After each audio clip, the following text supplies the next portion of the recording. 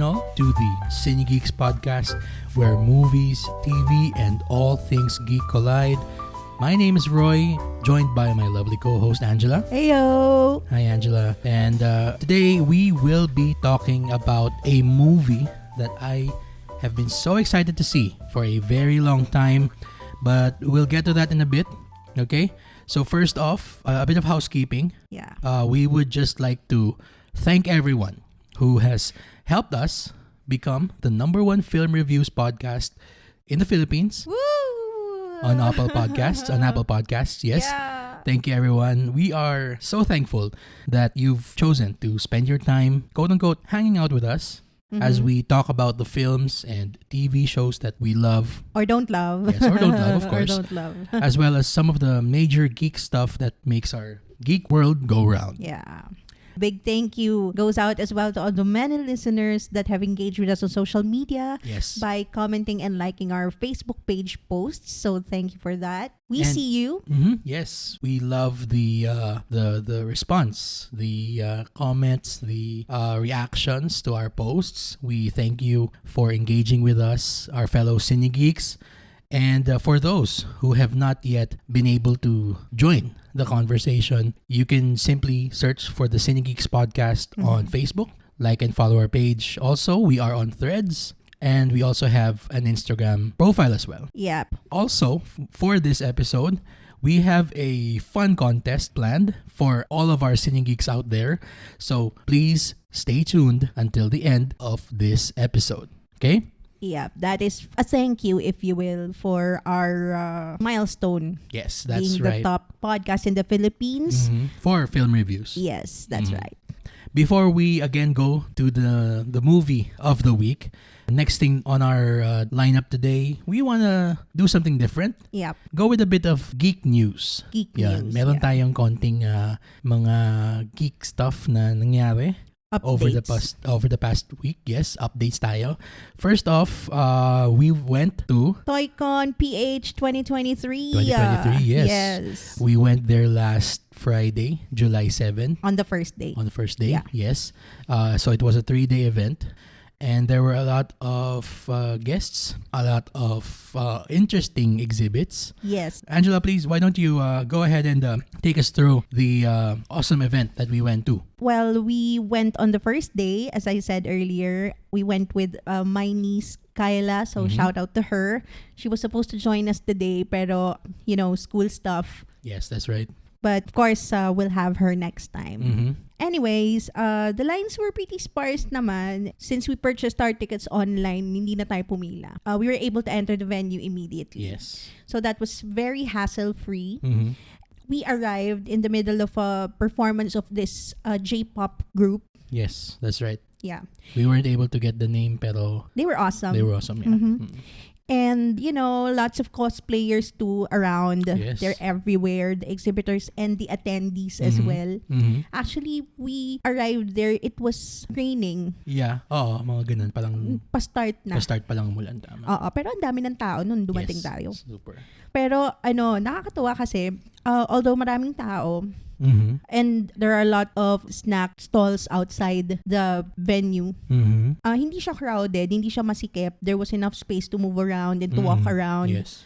And there was also this open space na ang dami nakaupo. Yeah. It's like a picnic over there. Yes. 'Di ba? Nakakatuwa. You see them resting there.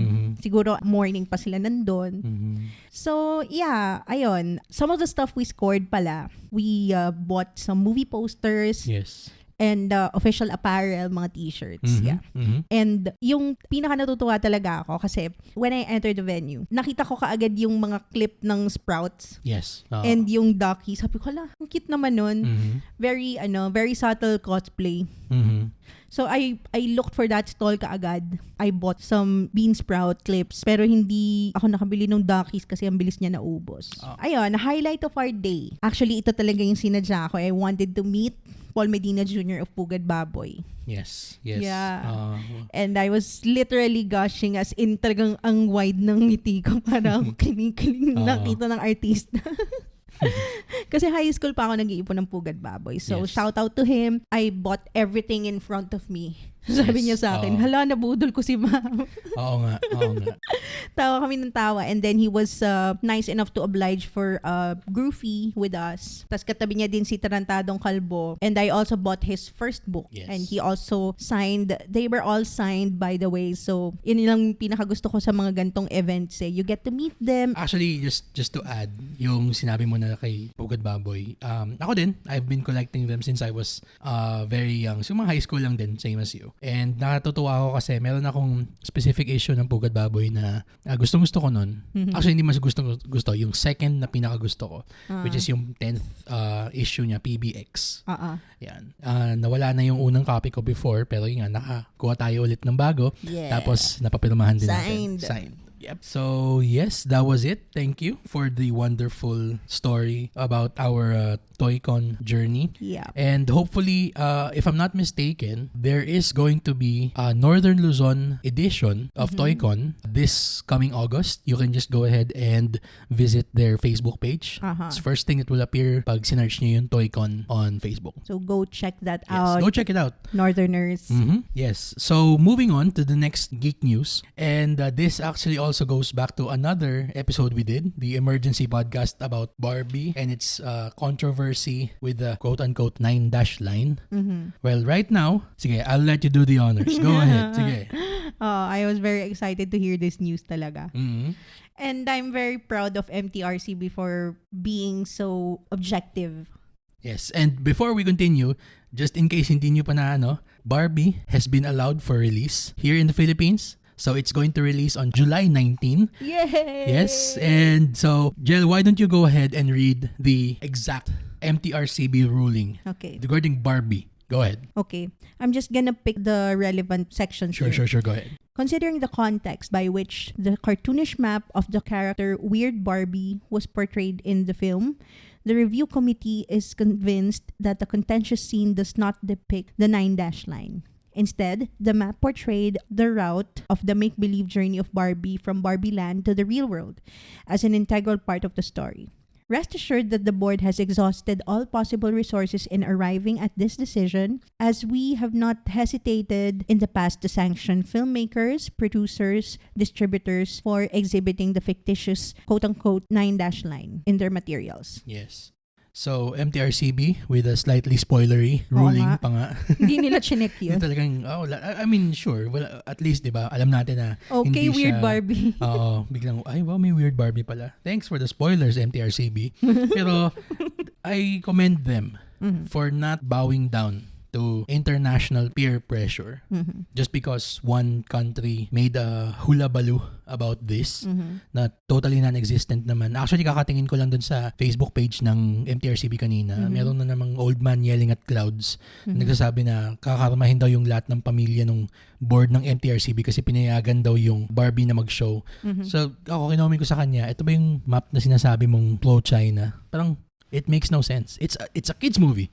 And thanks to the spoilery statement, it's made by a weird Barbie. So, in short, she's supposed to be unhinged. It's supposed to look crazy. And there was no 9 dash line. Yeah nga, exactly. There in wasn't, its most literal sense. may 8 dashes, may 10 dashes. So, parang feeling ko pa nga, pinagtatawanan pa niya yung 9 dash line quote-unquote. And yun nga I'm happy na MTRCB was really discerning about it because they said here, and another spoiler, the map portrayed the route of the make-believe journey of Barbie from Barbie Land to the real world. So, thanks for that spoiler again. Yes, nice. MTRCB, spoiler din.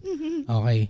Pero yun, so to all my fellow Barbenheimer bros, tuloy ang party natin next week, July 19. Come on, Barbie. Let's go party. So on that note, on the opening of both Barbie and Oppenheimer, the Christopher Nolan epic about the man who created the atomic bomb.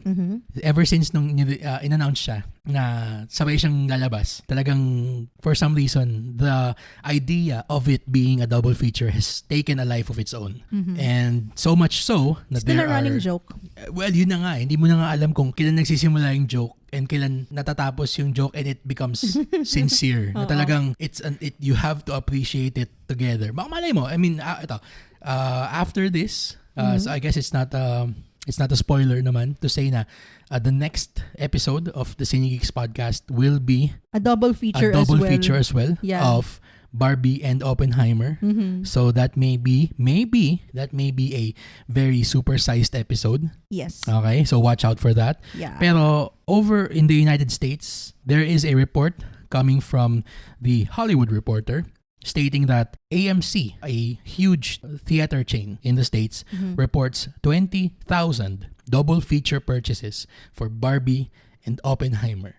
So meron silang parang SMAC, SM Advantage, parang loyalty program sa AMC that allows their customers to get free movies or discounted movies. Baka naman SM. No comment. Hindi, kasi sorry, pero sige, go. yung double feature kasi is unheard of Well, in the Philippines. Here in the Philippines, yes.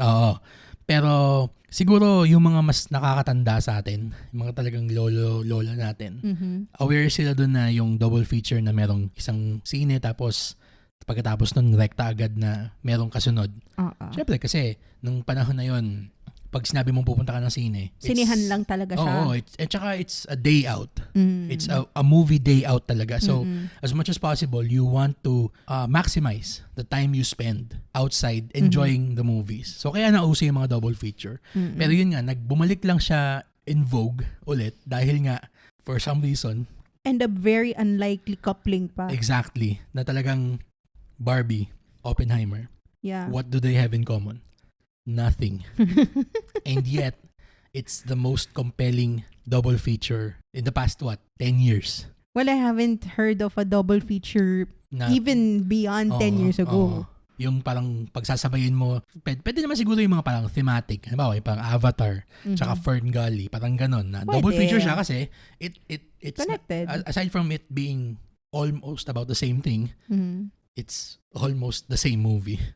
Avatar and Fern Gully. Pero wouldn't you be too tired of that if it's the same thing? Well, kung ikaw naman, naka-mindset ka naman na you're going to have a double feature, I don't think it's gonna be an issue of whether kung pagod ka ba or not. Pero just this news na, people are really excited.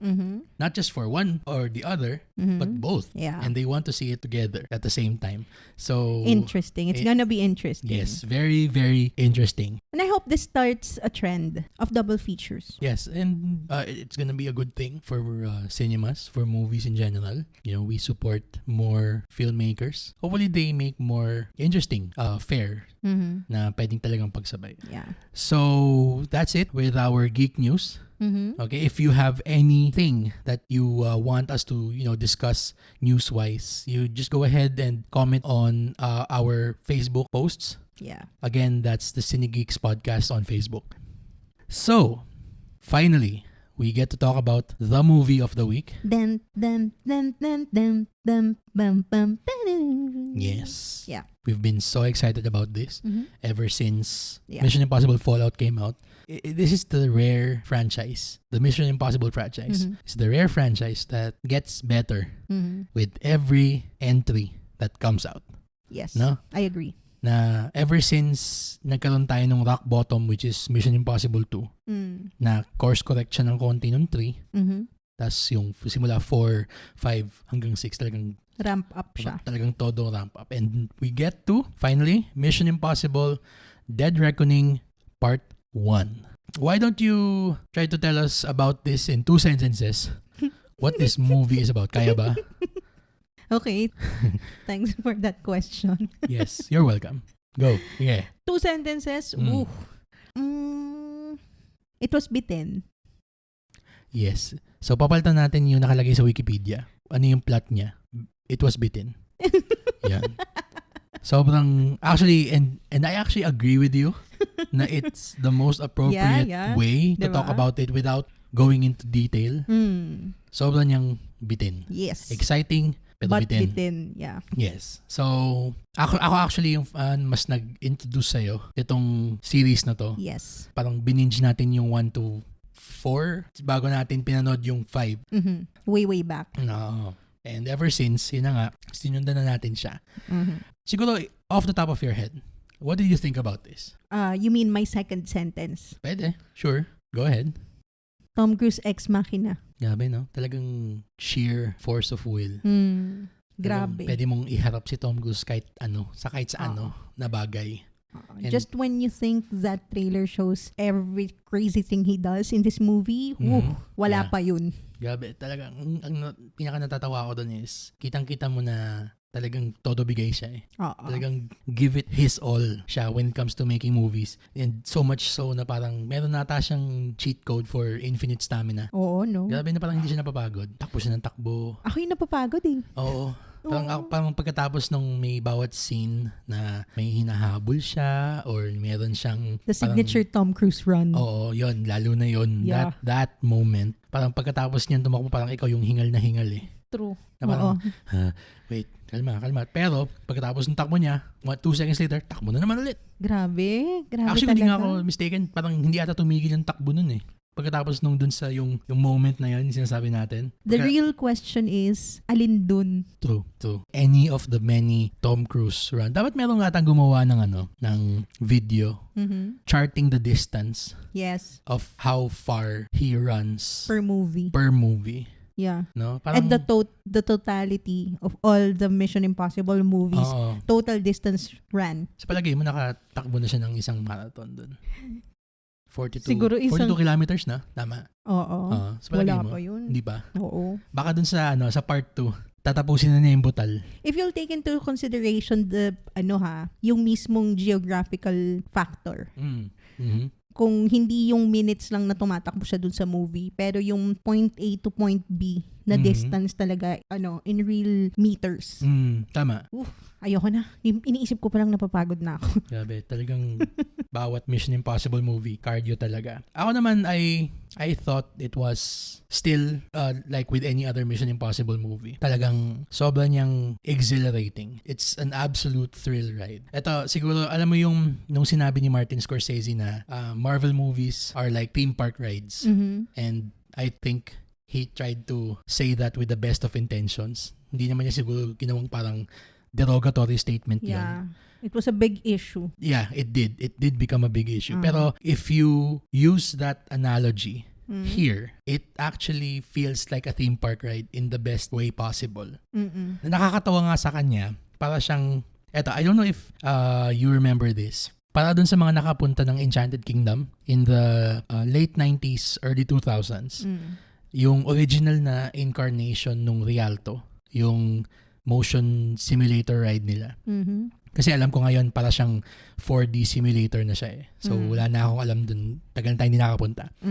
Noon, ang pinaka natatandaan ko nun, kasi lagi akong pabalik-balik ako dun sa ride na yan. Merong pre-show na bago ka pumasok dun sa theater mismo, may mga TV na nasa kisame. So, may pinapanood kang parang pang hype up sa'yo. Parang previews. Parang preview. Not necessarily preview, pero parang siyang... Trailers. Hindi din trailer. Parang part siya nung palabas eh.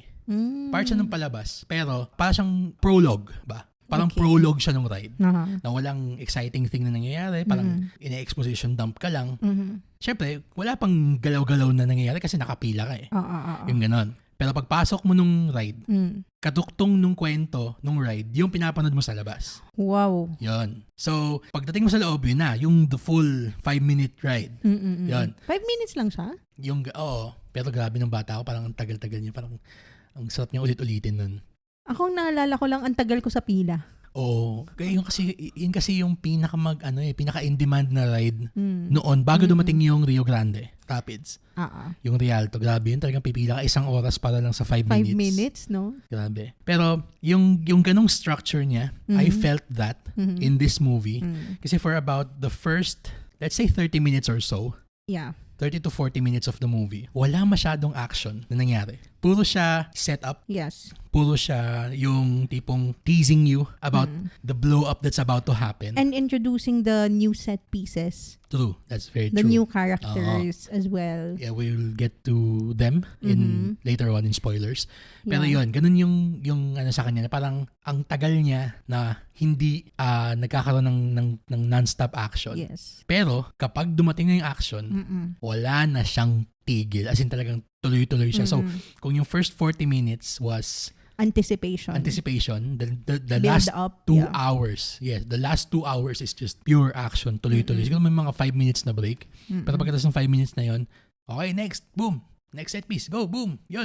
Hanggang dun sa last set piece na parang umabot ata ng 1 oras. Grabe. Yung last act niya. Oo. No? Tama. Yan. Pero, ikaw, what did you think about that kind of yung parang way that it withheld the action for the first part? Ako, since we're dealing with new characters this time, and an entirely new story that is not connected to the previous ones, Okay. yeah, it is actually necessary for them to do the exposition dump first before we go to the action set pieces. Kasi, ayun nga we are dealing with a new villain here without going into spoilers. Pero, ayun, all the things that this new villain threatens has to be set up, has to be established. True. That's true. Especially the allies of this new villain. So, ayun, it was necessary. Yes. And actually, if I may just, get it out of the way, I really didn't think that it was as good as Fallout. Kasi si Fallout pa rin talaga yung talagang high bar itong franchise na to. Talagang yung Fallout from start to finish was perfection.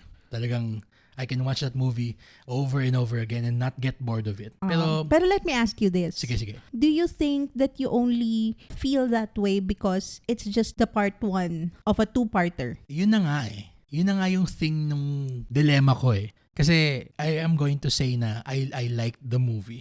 Okay? Very important distinction. I unfortunately didn't love it. I just liked it a lot. Okay? Recent trend din kasi yan na ang daming mga finale na pinapahaba na ginagawa nilang part 1, part 2. Yeah. Of course, to make more money. It's a business decision. Pero there are instances where it works. There are instances where it doesn't. Kasi kung masasacrifice mo yung completeness ng bawat isang scene, then as much as, you love the IP that you're seeing, and you do love it, by the way. Yes, I have the entire series on Blu-ray as well. Yes. So I love it. I can say na I love it. Pero yun na nga Siguro we'll go back a year later when part 2 comes out. Only then can we really parang fully appreciate. Not really appreciate, fully dissect the movie for its complete merits. Kasi eto, yes, it was exhilarating. But unfortunately, it felt hollow. It felt hollow in the sense na kung gaano kakompleto yung pakiramdam mo pag pinapanood mo yung Fallout, kahit nga yung Rogue Nation And I felt that Rogue Nation was parang just fine. It wasn't love, pero it was very, very good. Yes. Pero even that, nawala yung pakiramdam na you watched a complete movie. Also, there was, in spite of the constant excitement that yung we felt, ako personally, parang nararamdaman ko na gusto na nilang matapos to. There was that parang sense of exhaustion no? Yes. Hindi ko alam kung exhaustion ba siya or parang siguro ganun lang talaga sila sinabihan ni writer-director Christopher McQuarrie na i-play yung characters nila na parang make it feel like this is the end. Or there was a sense of detachment maybe? I wouldn't say detachment kasi you try being detached in a Tom Cruise movie. Sisigawan ka niya. Pero yung... Well, Tom Cruise. Of course. Pero yung, ibig sabihin ko, hindi ko naman masabing detachment kasi game naman lahat Walang problema Yes. Pero yung tipong, hindi ko alam kung artistic choice ba siya or talagang they had this somberness to everything. Even it really kahit was, no? Diba? Na parang siyang, ayoko yung masabihin na parang kang nanonood ng lamay. Hindi naman ganun Hindi naman ganun ka far down. Pero more lang na parang... It was already saying goodbye. Oo. Kahit part 1 pa lang. Kahit part 1 pa lang siya. Diba? I also felt that. Yan. Yung kung gaano siya... Kung gaano ka jumpy and bouncy. I'm sorry if these are the adjectives I'm using but it's the best I can pull out right now. Kung gaano ka jumpy and bouncy and fun. Yung pakiramdam ng Ghost Protocol. Dito naman parang sobra niyang sad. Na parang they're preparing you for a goodbye. Do you think they're gonna go there na... Actually, dahil sa sinabi mo, may naisip ako bigla, may naalala ako. Sige, go. Para siyang Old Man Logan. Okay. So parang yung Logan na yung The comic book. Comic book. Okay, yeah. Parang dour and down with life and so I'm too old for this shit na kind of feeling nung protagonist. Parang gano'n, na parang he's ready to hang up his cape. True. So to speak. Pero I don't want to speak naman na ganun yung ni Tom Cruise kasi talagang game na game pa rin siya You don't feel it from him. I don't feel it from him. Pero siguro I would point to that in the meta sense. So for our listeners na are not familiar with that concept, when you say that something's meta, it's outside of the piece of art that you're talking about. Meta being parang looking at the outside in. Parang ganon. Yes. Not Zuckerberg's not meta. that meta. Pero ito, kung ikukumpara mo yung chase scene in the movie. Wait, so do you want to go into spoilers? Are we ready for spoilers? Okay. I think we can't really go into detail about how we felt about this movie without going into spoilers. Okay, so spoiler alert. So if you haven't seen it yet, you can stop now. Pero we can give our recommendation to you. Ikaw, would you recommend this? Yes, you still have to see it because this is part 1. True. Of course. Hindi naman siya yung parang... This is not a finished story. True. Exactly. So you have to see it in order for you to judge it. Exactly. Very, very true. Yes, I would also recommend this wholeheartedly. Even if I'm sounding na parang a negative ko. Siguro, my negativity stems from how incomplete the story feels. But again, that's the burden of anything that calls itself part 1. Pero why do you think it's 100% on Rotten Tomatoes though? If ganon, unfinished nung kwento. Yun ang pag-uusapan natin in spoilers. So, we're gonna go into spoiler territory. If you haven't seen it yet, pause this podcast, go watch it, and come back. And then come back. And then if you agree with us, join the conversation on our Facebook page. And if you don't agree with us, go ahead. Be a conversation starter as well. We want to hear from you. We encourage that. Yes. So you were going to say about yung part 1, part 2 thing? Yes. Kasi you can't help but compare it to the very recent and the very prominent comparison, which is Infinity War and Endgame. Yes. Na 2-parter ending of a saga. Yes. That's what sticks out to me. Parang how did I feel about Infinity War? Because it was the part 1. Parang mas may stakes siya. True. Yun lang yung difference. Kasi yung Infinity War kasi, it ended without you knowing what's gonna happen next. Kasi sobrang shook ka to the core. Pero this movie, part 1, it ended na parang an ending of an episode. That's accurate. Tama. Na hindi to be continued yung ending. Parang ganon. Para siyang natapos. And then, okay, parang, oh shit, what's gonna happen next? Hindi siya parang yung Across the Spider-Verse na nung natapos yun. Diba? That's also a 2-parter, diba? Parang mas ina-anticipate mo and excited ka and mind-blown ka dun sa ending. True. I did not feel that in this movie. Oo, kasi yung sinabi mo yung sa Infinity War, while I was also watching it, the biggest thing I can point to in Infinity War na pagiging kahit part 1 siya of the ending of the MCU, yung first saga, was the film itself felt like a complete movie. And ang nakaka-amaze nga sa kanya was yung kung ano yung naging plan ni Thanos nun, nagawa niya in the movie. So, it used our heroes losing as a cliffhanger. Yes. An excellent cliffhanger, making us want to know what happens next. Diba na, ito, isipin mo to sa movie na to. So, pasadahan na natin ng konti lang.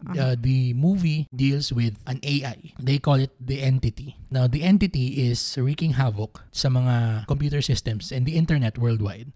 And it just so happens that there is a fail-safe key that can shut down the AI.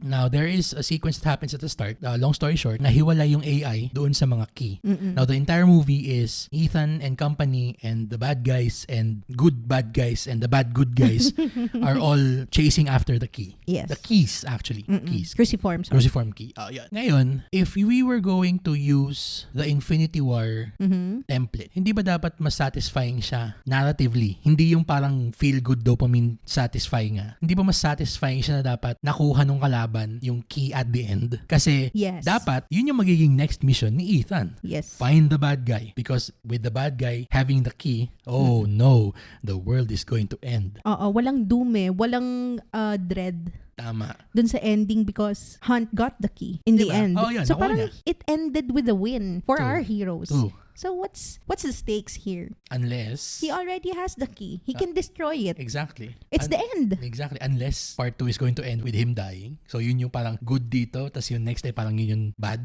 kuno. Pero hindi ba mas satisfying na he will die retrieving that key because he did not get the key this time? True. Parang any kind of 2-parter or any kind of cliffhanger, dapat it cuts kapag talo yung bida para abangan mo yung susunod paano siya babawi. Tama. Oo. Diba? Oo, exactly. Does that make sense? It does. Perfect sense. I mean, I guess he jumped off a cliff, pero it did not end with a cliffhanger.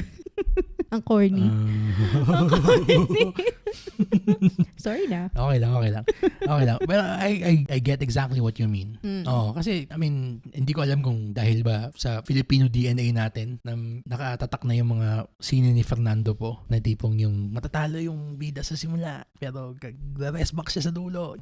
Hindi ba, parang hero's journey? Hindi ba universal yung ganong klaseng kwento? I mean, Star Wars, Empire Strikes Back. There's an entire movie where everybody loses. You need that. Exactly. Para mas sweet yung victory in the end. True. Pero I guess yun na nga ata yung pakay nila dito sa Mission Impossible na it's just purely entertainment. And there's nothing wrong with that. Why make it a two-parter if Yun it's all lang about the entertainment then? Yun nga lang Yun nga yung parang disappointing sa kanya Kasi ang taas na nung bar na sinet niya for itself. After Fallout. Fallout. Yung mga bagong characters, yun nga, we haven't even touched upon them. Yes. They are interesting, yes, but sadly, they feel two-dimensional. Like yung bagong character, si Grace. Hayley Atwell. When you compare her to the other Mission Impossible women that have arrived since part 3, parang ang hollow niya as a character. Kumpara sa iba. Kasi ito, yung sa Mission Impossible 3, si Julia, yung ex-wife ni Ethan, Michelle Monaghan. She represented a calming and stable presence in his life na sobrang chaotic, puro death, puro misery. The sense of normalcy. Yes. Tapos, yung sa susunod, yung sa Ghost Protocol, si Jane, although hindi niya romantic interest yun, pero may kwento si Jane na sarili. Who's Jane again? Si Paula Patton. Okay. Yun, na yung meron siyang mission na sarili which is to take revenge for the death of her boyfriend. Yung si Josh Holloway. Yes. Na pinatay ni Lea Seydoux. Yun. So, may may motivations siya. Yes. Na concrete. And then, of course, the queen, Ilsa Faust. Na talagang... Siya ang Vesper ni Exactly. Na, yung sabi ko nga dito siya yung equal ni Ethan who matches him action for action, thought for thought. As in talagang equal. Perfect match silang dalawa. Sobra. Pero ngayong ikukumpara mo si Grace sa kanya. I mean, sige, bibigyan na ng lip service na backstory. Unless merong twist yan sa part 2 na ay, kapatid bala ni Ilsa siya or what? I don't know. Doesn't make sense. So, teleserye? Yun na nga Pero parang ang kanyang introduction is she's an orphan. She's a thief. A thief na orphan. Parang grifter. God, cliche naman. Is this an episode of Leverage? Ano yan? Oliver Twist. Parang lahat na lang ng orphan magnanakaw. Ooh, twist! Parang ganun. Tapos, yung kalaban pa, yung si Gabriel. Which is also a biblical undertone. Sige, we'll get to that. Yung observation mo na yun because I'm very interested to hear about that later on. Okay. Pero just pasadahan ko na ng konti yung on the subject of two-dimensionality ng mga bagong characters. Yeah. Para siyang in-introduce siya as this new old villain. If that makes some sense, na he is a very important figure from Ethan's past na unresolved niya. Pero parang bakit? Even that brings out a lot of questions. Bakit ngayon lang natin siya ulit nakita? Oo. Di ba? Ako, sa akin, mas gugustuhin ko pa na yung, alam mo yung sa Mission Impossible 1, di ba? Yung sobrang star-studded nung team niya. Yeah. Yung John Voight. Si John Voight yung leader nila. Pero andun yung si Emilio Estevez, na siya yung parang Benji nila doon. Tapos within the first 5 minutes, biglang patay na pala siya. Siya yung nabagsakan ng elevator. Yan. Magme-make sense siya sa akin kung ma-reveal pala na etong si Gabriel, si Emilio Estevez doon. Kasi at least yun, merong through line doon sa full buong circle, no? Full circle siya na parang may sense of betrayal siyang naramdaman. Kasi hindi pa pala siya namatay doon. Kasi hindi natin binalikan Oo nga. Na may sense parang loose end, no? Loose end siya na parang kung siya pala yun, hindi siya namatay, pinabayaan siya ni Ethan. Tapos ngayon, all these years, 30 years later, biglang... Has it been 30 years? Almost. Since it started? 96 siya nagsimula. 27 years. Almost 30 years na. Okay. Almost 30 years. Grabe no? Almost 30 years na siya. And I also learned a trivia. Go. Tom Cruise right now is older than John Voight in the first movie. In the first movie. Pero hindi halata. Oo. Grabe. Indiana Jones din. Salamat, Doc. Well, hindi na siya abot ng 80 playing Ethan Hunt. Kasi last na to. Huwag mo sabihin sa kanya yan. Never say never. Ita-take niya yung challenge yan. Oo nga eh. Pero yun lang sa akin. Again, it felt very disappointing, the new characters. Kasi if you compare Gabriel to Solomon Lane, the fantastic villain of 5 and 6. Kasi kahit sabihin natin siya na doon lang siya in-introduce, may sense, may narrative logic na sinundan kung bakit siya nandoon. Actually, just comparing him to John Lark. Oh, yes. Of course. Yun, one movie lang siya. Diba? One-off lang siya. Pero, Henry Cavill. Diba? And there is dimensions in that character. Oo. Tsaka yung twist is very satisfying. Kahit nga, kita mo na siya Sa simula pa lang Alam mo na trailer pa nga pero lang it plays with you, diba? Yun na nga Na parang it makes you feel na sana hindi siya kalaban. Kasi Henry Cavill Sana hindi. Pero nung ma-reveal na kalaban siya, parang, okay, sige, go. Yeah. Yeah. All the clues were there. Oo. And of course, who can forget the classic arms reloading moment? Oh, diba? Grabe yun. Oo. Sa sobrang gabi nung reloading arms niya, nawala yung bulsa niya sa polo niya. Na-point out ko na sa'yo natin, di ba? Oo. Na yung parang gumamit ata sila ng dalawang plate. As in, parang yung bago siya mag-quote-unquote reload, bago siya mag-cock nung braso niya, na parang ganun.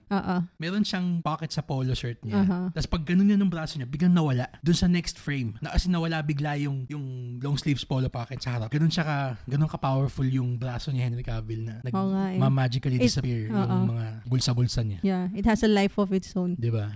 Grabe. Superman Of course. Sorry for doubting you, Superman. Pero I don't want to rag on this movie too much. Kasi we did not love it. We did not like it. Pero it just falls short, especially compared to Fallout. Exactly. Kasi this sense of disappointment, sinet din siya nung series para sa atin Kasi kung pagkatapos ng Fallout na ipakita mong sobrang near perfect action movie, sabihin mo na, ito ang natin ito na ang passing grade natin.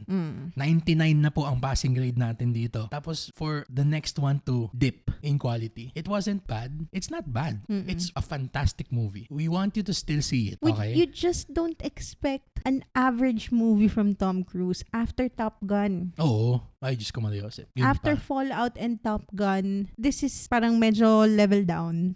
Slight level down. And ramdam mo din siya dun sa production Kasi kung gaano kapulido yung pagkakagawa ng mga action set pieces. Dito medyo, parang naramdaman kong medyo ang may kalat siya ng konti. Ito ba yung movie na ginawa nila during the pandemic? Yes, and I was gonna get to that. So, may out sila ng konti doon. Okay. Kasi when you remember yung motorcycle chase in Fallout sa Paris, sobrang linis, di ba? As in talagang seamless, walang problema.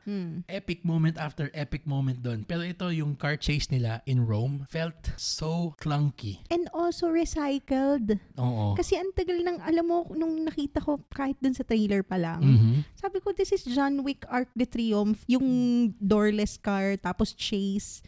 Parang I've seen this before. Also in a European city. Although I don't think you can fault din naman kasi parang feeling ko naunang mag-shoot si Mission Impossible. Okay, I guess. Pero yun na nga because this came out after John Wick. Yun na nga, nag-suffer siya. Oo. Kasi that is not a first time thing to see on screen. And it's actually not even the first time na ginawa siya ng Mission Impossible. Yun nga, in France.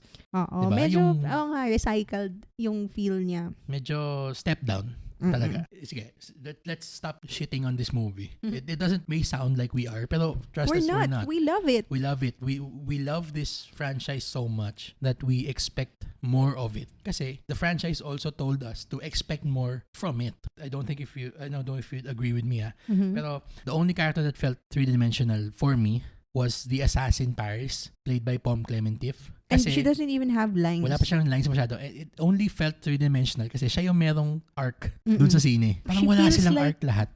She feels like she belongs in a John Wick movie. Again, sorry for comparing it to John Wick. Pero Pom Clementif's character feels like she's from the Continental. Yan. Of the John Wick verse. Tama. She feels like an assassin. Hindi, henchman nga lang siya Henchwoman, sorry. Henchwoman siya ni Gabriel. Pero, remember yung character ni Ruby Rose? Dun sa John Wick 2. Yung mute na bodyguard ni ni Santino Di Antonio ba yan? Yan. Yun siya. Parang ganun. Exactly. Diba? It also just works kasi aside from her having the only arc in the film, siya lang yung may pinuntahan yung character na initially kalaban siya. Ethan spares her life. And then, she ends up saving Ethan in the end. So, siya yung merong narrative satisfaction yung takbo ng kwento. Pero the rest of them feel so incomplete. Again, it's part 1, itis. Sakit siya ng mga ganyang scene na part 1, part 2. Kaya ang hirap maging, siguro again, we look back a year from now and say na all of these concerns were unfounded. We were wrong. We would love to be wrong. Yun, we'd love nothing to be proven wrong in our disappointment, in our, yung how we feel na it feels incomplete. Ganon. Well, to add to Paris' turn natawa lang ako kasi parang nung the moment of turn ni Paris, biglang parang sabi ni Gabriel na parang you're gonna betray me, you're gonna help Ethan Hunt. Parang ano yung entity auto-predict? Yun na nga, sabi mo about biblical undertones. Sige, tell me more about that. Ayun, biblical undertones, I noticed it right off the bat. Of course, cruciform, diba? Cruciform, and then the entity being parang this unknown being na dun pa lang sa exposition dump sa submarine, idinidescribe nila yung dead reckoning. Tapos, parang entity is being described as God. Tapos, and then we learn in the middle of the movie that Gabriel is like this messenger, like Angel Gabriel. And then, he has his disciples, so to speak. Isa doon si Paris. Tapos, yon yung religious undertone na parang you can't stop parang God because He controls everything. And parang God predetermined everything na ganun. Yon, parang predetermination. Kasi nga, it has already seen all the possible outcomes that might happen with every choice that every piece of the board makes. Sila Ethan Hunt, sila White Widow, everything. And Ethan Hunt's colleagues. It's like God knowing what will happen. Yeah. So they're powerless against it. Especially they're employing a lot of technological gadgets and technological help. Like yung mga GPS and yung mga face recognition. Lahat yun pwedeng kontrolin ni entity. Oo. Yung betrayal din ni Paris, parang dun sa moment na yon sinabi niya na parang Judas, kumbaga. Well, sige, let's try to talk about the things that we loved about this. Meron naman. Hindi naman lahat disappointment. Madami. Dami naman. Ako pa rin, sobrang MVP pa rin nung sine, yung music. Yes, of course. The composer of the last film, Lorne Balfe, comes back to score this one as well.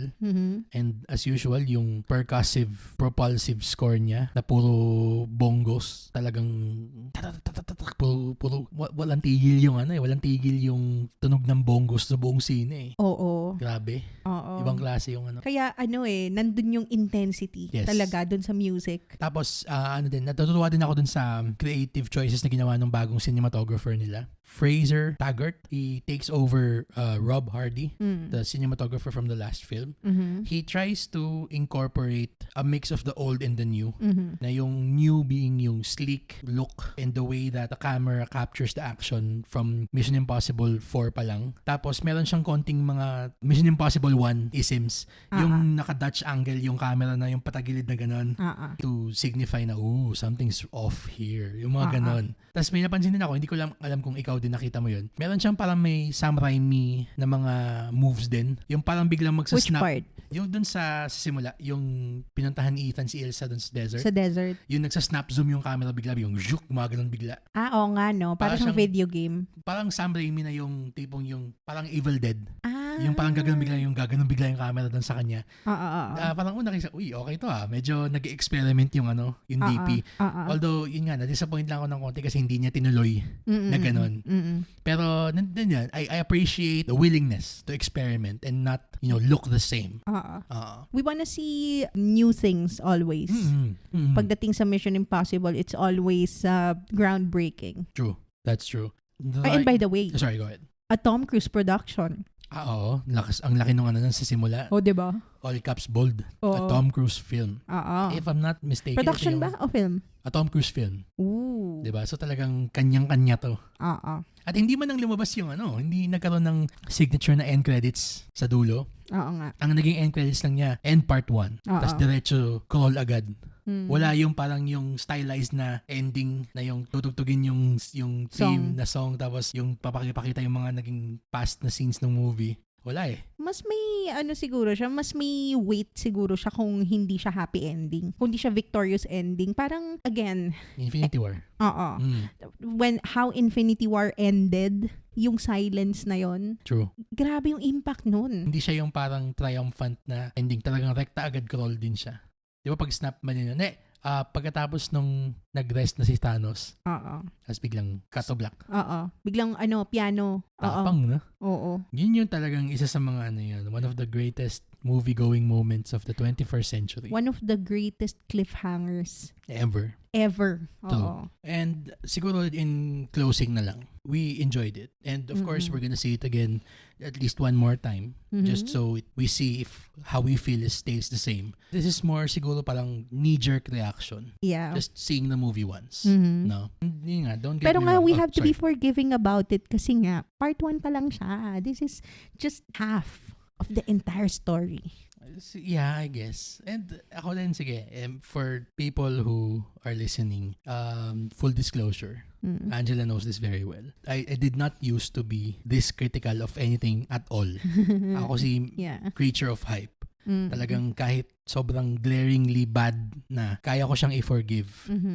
Pero yun over the years of talking about movies and anything else, TV shows, everything else with you, makaka-develop ka ng critical mind eh. I-separate mo yung fan self mo, yung easily hypeable, dun sa talagang nakaka-appreciate nung art. Tsaka how it stands in the grand scheme of things, Yes, especially if this is part of a series of movies. True. And this is a 2-part movie. Exactly. Diba? Exactly. So, it's still a recommendation. Still a very, very enthusiastic recommendation. Pero, let's hold our final thoughts when the final movie arrives. And siguro, temper your expectations na din because of the part 1 thing. Yun yung advice namin siguro to you listeners na if you're still here, na you're listening to the spoiler part in spite of not seeing it yet, there will be some clunky parts because of it being part 1 of 2. Of course, we would love to know what you think about it. Of course, yes. And again, just before we end this episode of the Cinegeeks podcast, we did say kanina na meron tayong contest na i-hold for our Cinegeeks, our fellow Cinegeeks. And also as a thank you to our listeners from over 30 cities from all over the world. That's true. We just reached a milestone. Yes, thank you very much for everyone who has listened to us. So what we're gonna be doing is we will be giving away a limited edition Mission Impossible Dead Reckoning Part 1 poster, care of Ayala Mall Cinemas. So thank you, Ayala Mall Cinemas. Thank you, Ayala Malls, for the excellent giveaway that we will be giving to one lucky Cinegeek. So, just a contest restriction lang. This is only open to our listeners in the Philippines. Yes. Okay. So, we appreciate our worldwide audience, pero for this contest, para lang sa mga nasa Philippines. No? Yes. Okay. So, once, ito yung magiging contest mechanics niya. Once this episode goes up on Friday, all right, we will also post about this episode on our Facebook page. Now, in order for you to win, you'll have to do the following. Like and share the post. Make sure it's public. Okay? And tag 5 of your fellow Cinegeek friends on the post. And include what you thought of Mission Impossible Dead Reckoning Part 1 in your post, if you've seen it. Yes. Okay. So, after you've shared the post and included your thoughts about Mission Impossible, we will be randomly drawing the winner next week, July 19. And we will be announcing the winner on the July 21st episode of Cinegeeks. Okay? So, if you still haven't done so, please like and follow our Facebook page. And also follow us on Threads and Instagram so you can continue to join in on the Cinegeeks conversation. So, the best of luck to everyone. And is there anything else you want to add, Jel, before we wrap up this episode? Watch out for our Barbenheimer double feature episode next week. Super-sized double feature episode. Yeah, I'm excited for that. Yes, good luck sa atin sa pag-edit nun. Sa akin.